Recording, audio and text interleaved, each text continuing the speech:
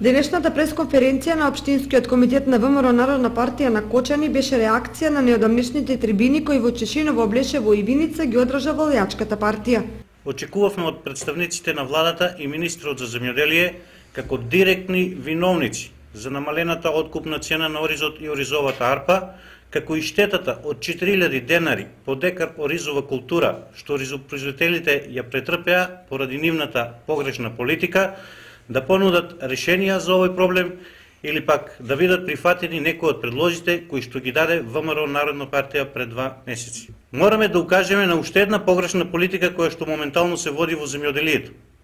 Последниве месеци е дадена дозвола и увезени се околу 40.000 тони пченица како и брашно.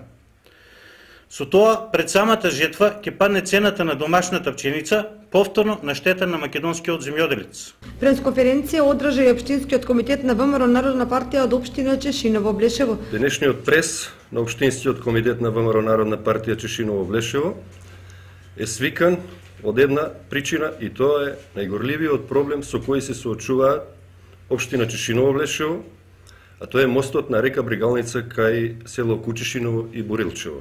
Мост кој скоро година и пол е паднат и е вон функција, па жителите на овие две населени места мака мачат.